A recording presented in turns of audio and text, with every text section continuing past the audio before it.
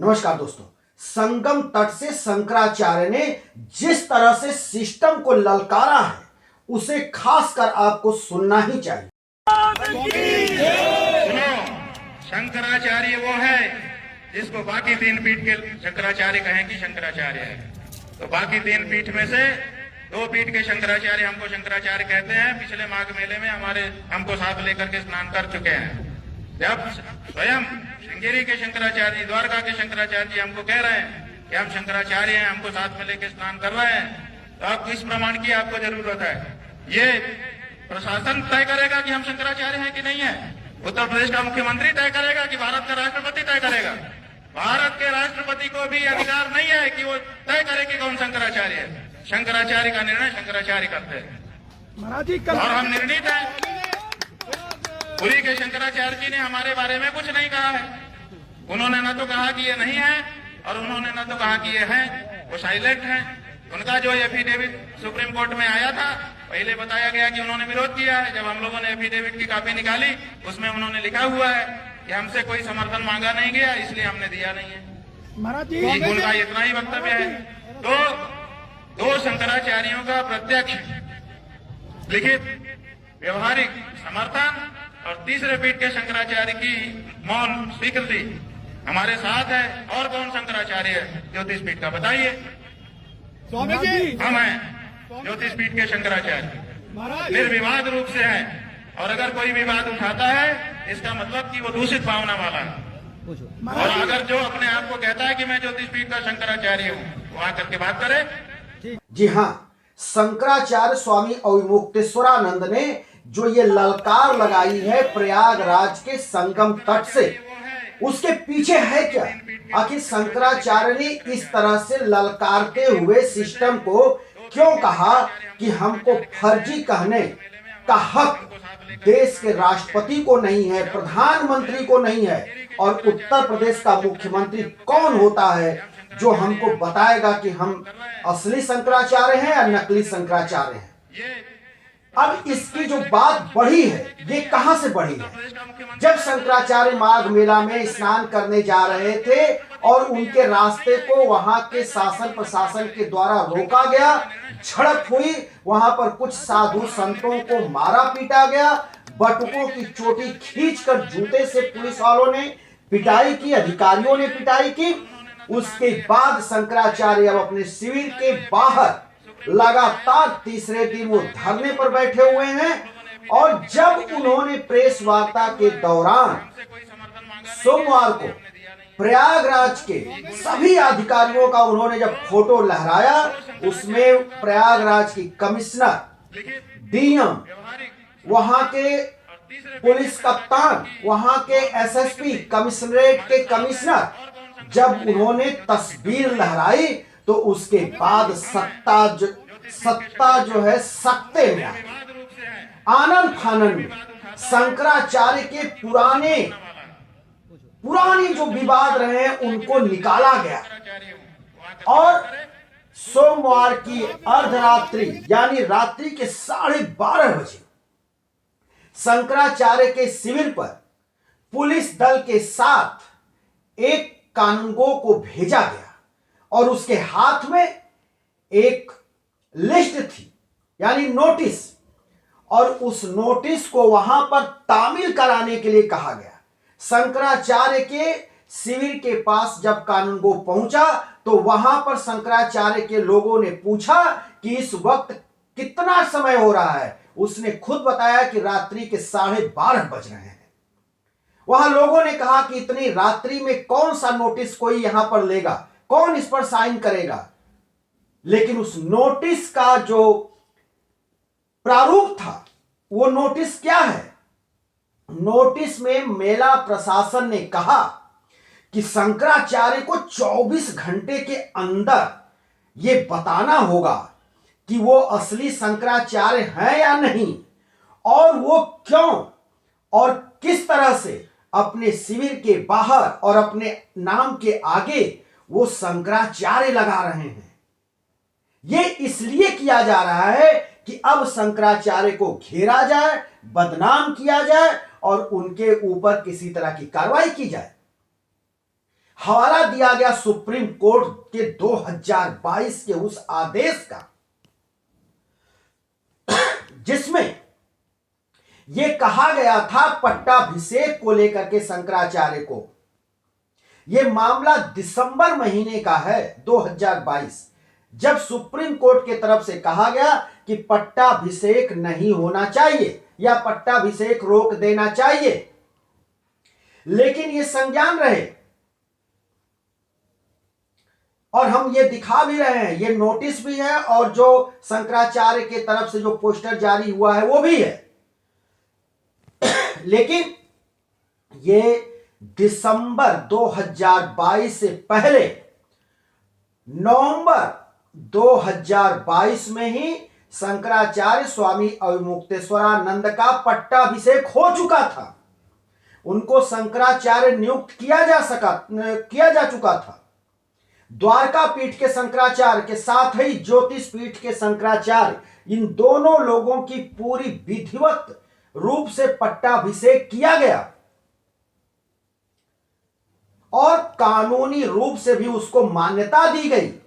लिखित रूप में देश के तमाम संत समाज ने लिखित रूप में स्वीकार किया। लेकिन उसी को अब आड़ में उसी के छिपने का एक बहाना बनाया जा रहा है और बदनाम करने का तरीका खोजा जा रहा है। और यह सब हो रहा है उत्तर प्रदेश के सनातन के कथित सरकार तीर्थराज प्रयाग में। अब ये एक एक चीजें निकाली जा रही हैं जिससे कि शंकराचार्य स्वामी अविमुक्तेश्वरानंद को बदनाम किया जाए। ये कब से होने लगा है कि किसी धर्म का कौन जो है धर्मगुरु होगा, कौन धर्मावलंबी होगा, कौन महामंडलेश्वर होगा, कौन शंकराचार्य होगा, क्या कोई सुप्रीम कोर्ट से जाकर के वहां से लेकर के सर्टिफिकेट आता है या फिर भारत सरकार सर्टिफिकेट जारी करती है या प्रदेश का मुख्यमंत्री सर्टिफिकेट देता है, कोई नगर निगम सर्टिफिकेट देता है। ये पहली बार हो रहा है और ये तब हो रहा है जब कहने को देश में केंद्र और प्रदेश में हिंदू हित की कथित सरकार चल रही है। इसी को लेकर शंकराचार्य ने चैलेंज किया है और कहा है कि देश की सर्वोच्च अदालत, राष्ट्रपति, प्रधानमंत्री और प्रदेश का मुख्यमंत्री योगी आदित्यनाथ ये कौन होते हैं तय करने वाले कि मैं असली हूं या नकली। जब मुझे 4 शंकराचार्यों में से मैं एक खुद हूं और 3 शंकराचार्यों का मुझे समर्थन है, 2 शंकराचार्य मेरे साथ महाकुंभ में स्नान कर चुके हैं, इससे बड़ा सबूत क्या होगा। कटघरे में आकर के हम सबूत देंगे और ये सबूत मांगने वाले हैं कौन। ये सब बखेड़ा इसलिए खड़ा हो रहा है क्योंकि शंकराचार्य ने अब ये बात बोल दी है कि इलाहाबाद यानी प्रयागराज का कमिश्नर, वहां का डीआईजी, वहां का पुलिस कमिश्नर, वहां का एसएसपी खुद अपने हाथों से बटुकों को पीटे, जूतों से मारा, उनके ऊपर थप्पड़ छोड़ा, बुजुर्ग संत के ऊपर भी जूतों से प्रहार किया गया। इस तरह से अपमानित किया गया बटुकों को, संतों को और ब्रह्मचारियों को वहां लतियाया गया। इसी का जब खुलासा शंकराचार्य ने अधिकारियों के नाम को लेकर, उनके फोटो को लहराकर, तस्वीर को दिखाकर जब प्रेस वार्ता की, उसके बाद इनकी चूल हिल गई। और यही वजह है कि अब उनको बदनाम करने में सिस्टम आगे आ गया है। पूरी सिस्टम, सरकारी तंत्र लगा हुआ है कि कैसे स्वामी अविमुक्तेश्वरानंद को बदनाम किया जाए। आनन फानन में ये सारी चीजें चल रही हैं, जबकि ये नहीं पता कि एक ब्राह्मण का, एक संत या ब्रह्मचारी, उसका जनेऊ और उसका शिखा वो उसका एक संस्कार है जो मनुष्य रूप में जब कोई प्राणी जब जो है कोई आता है धरती पर तो उसके कई संस्कार होते हैं, जिसमें ब्राह्मण, बटुकों और जो संत महात्मा हैं, चाहे ब्रह्मचारी हैं, उनके संस्कार होते हैं। और ये संस्कार में शिखा रखी जाती है, ये जनेऊ पहने जाते हैं, ये कोई शौक नहीं है, फैशन नहीं है। शिखा फैशन नहीं, जनेऊ फैशन नहीं। जनेऊ को आदिकाल से ब्रह्म रक्षा के लिए कहा गया है। हनुमान जी को भी जो ब्रह्म फांस में रावण के दरबार में बांधकर मेघनाद ले आया था, वो ये जनेऊ था। शिखा को कहा जाता है कि हमारा जो ब्रह्मांड है, जो मस्तिष्क है, वो घोड़े के नाल के आकार का उतना ही बड़ा है और उसकी रक्षा के लिए शिखा रखी जाती है। बटुक उसकी रक्षा के लिए उतने ही बड़े एरिया में, क्षेत्र में जो अपने सिर पर होता है, वो घने शिखा रखते हैं, जिसको खींच करके वहां पर पटका गया उनको और मारा गया जूतों से। ये पाप है, पाप। और ये पाप सिस्टम को भी लगेगा, मारने वाले को भी लगेगा, और जो आज की सरकार है उसको भी लगेगा, अगर पाप और पुण्य होता होगा तो। लेकिन ये सारी चीजें इस देश में हो रही है जहां सनातन और हिंदुत्व का ढोंग रचाया जा रहा है, ढोल पीटा जा रहा है। लेकिन एक तरफ उसी बटुकों को पीटा जा रहा है, ब्रह्मचारियों को मारा जा रहा है, बुजुर्ग संत के कान के पर्दे फट जाते।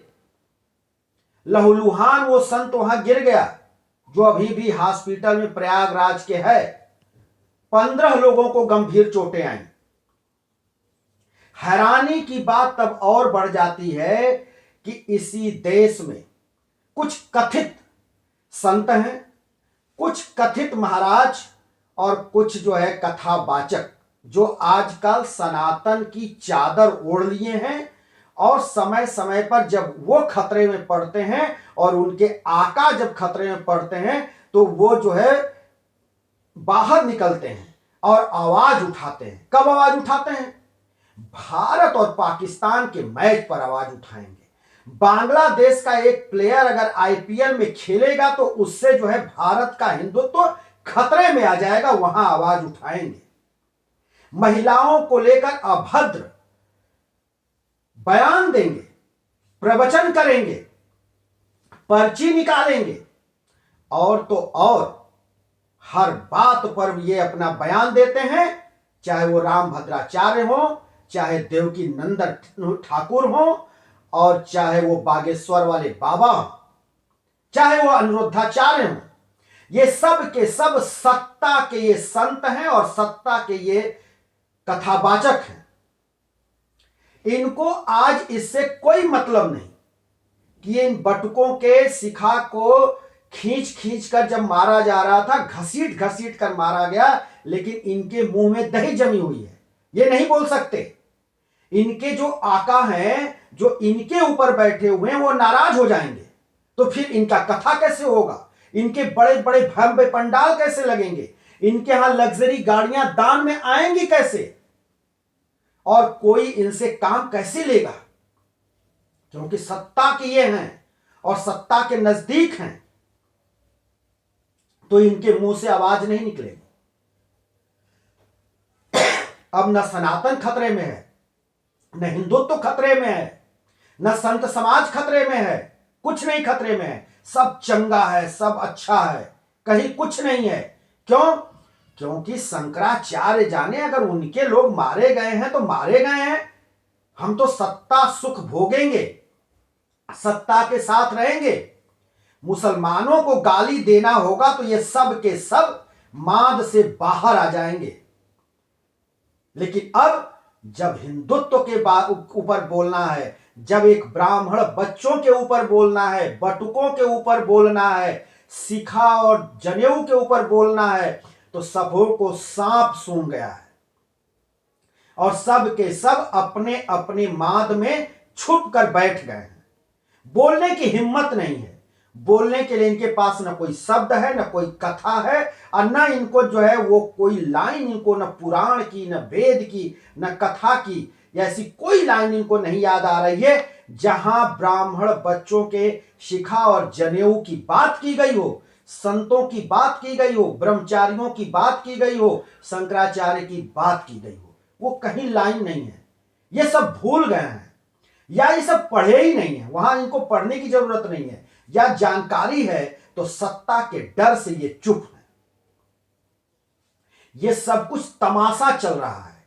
प्रयागराज के पवित्र जो मेला लगता है वहां पर, माघ मेला, वहां पर ये सब कुछ हो रहा है। माघ मेला वैसे कल्पवासियों के लिए होता है जो अपने चौथेपन में चले जाते हैं, जिनके घर बार के कार्य उनके पूर्ण हो जाते हैं, वो जो वृद्धा अवस्था में लोग चले जाते हैं, वो जाते हैं वहां पर स्नान करते हैं, माघ महीने तक वहां रुकते हैं, पूजा पाठ करते हैं, साधु महात्मा जाते हैं, पवित्र त्रिवेणी में डुबकी लगाते हैं। लेकिन आज उस त्रिवेणी स्थल को, संगम को राजनीतिक अखाड़ा बना दिया गया है, और उस राजनीतिक अखाड़े में एक संत को उसमें पटकने की तैयारी है कि उसको कैसे पटकनी दी जाए और उसके लोगों को और उसको कैसे बदनाम किया जाए। इस सब में सिस्टम और सत्ता से जुड़े तमाम लोग भी लगे हुए हैं, और सत्ता और सिस्टम, अधिकारी, पुलिस तो पहले दिन से है इसमें शामिल। तो अब देखना होगा कि आगे क्या होता है। क्या शंकराचार्य का और चरित्र हरण होता है, शंकराचार्य को जेल भेज दिया जाता है, या उनके फिर वहां तंबू कनात को उखाड़कर प्रयागराज के अधिकारी फेंक देते हैं, इसका भी अभी रहेगा इंतजार। दोस्तों, हम फिर किसी दूसरी वीडियो के साथ हाजिर होंगे, तब तक के लिए शिवमूर्ति दुबे को दीजिए इजाजत।